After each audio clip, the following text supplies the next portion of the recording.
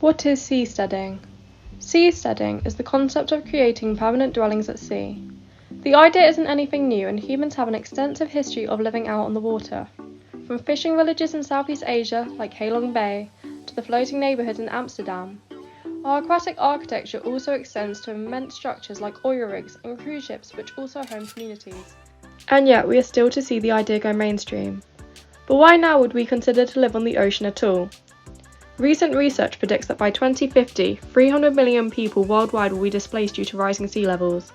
Climate change is forcing engineers and architects to think innovatively, and many see seasteading as a way to reclaim the ocean, the idea being predicted the second most likely architectural advancement in the next 50 years with 30% probability. So what would actually make up these structures? The general architectural blueprint for floating cities depicts modular interlocking platforms with pontoon structure, filled with air to provide buoyancy. These platforms will be constructed on land, towed out and moored to the seabed on artificial biorock reefs. With the possibility of disassembly and reconfiguration, architecture is adaptable for future development. Durable and locally sourced materials like bamboo and wood will create carbon-negative infrastructure, and defences for climate resilience include low-rise buildings with a low centre of gravity for wind resistance, and breakwaters, which are structured barriers to shelter from rougher wave action.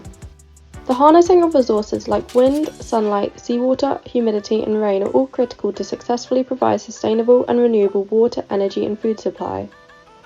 Freshwater autonomy allows for water to be recycled with zero water waste. Desalination systems and collection and treatment facilities for rainwater and grey water provide a reliable water source for drinking, domestic and agricultural purposes. Additionally, advanced dehumidifiers can extract moisture from the air to be treated in the same way.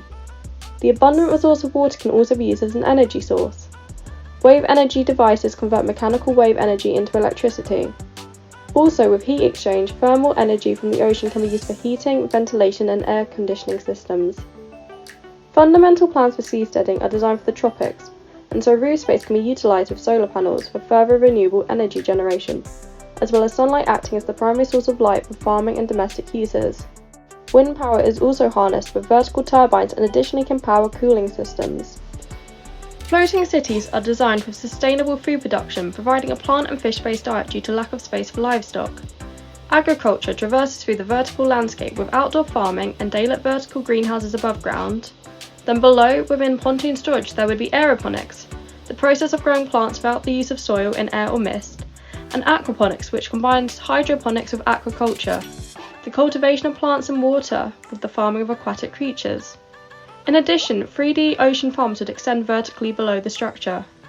In 2019, United Nations announced Ocean X City, a floating city concept which encompasses all these values for a climate change alternative housing solution powered with renewable energy.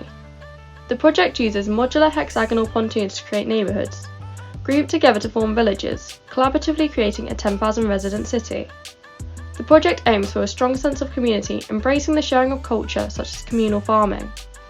The reality of floating cities is still in the far future, with many challenges still to be faced. But this doesn't stop projects like Ocean X City looking further ahead still, with the project conceptualising their architecture to be able to be developed in both size and also able to adapt to locations not only in the tropics but also for Southeast Asia, the Middle East or even Scandinavia. 90% of the world's largest cities are vulnerable to flooding from climate change. It is undeniable. Our world is sinking, and as humans we have to choose now to rise up and find new ways to live.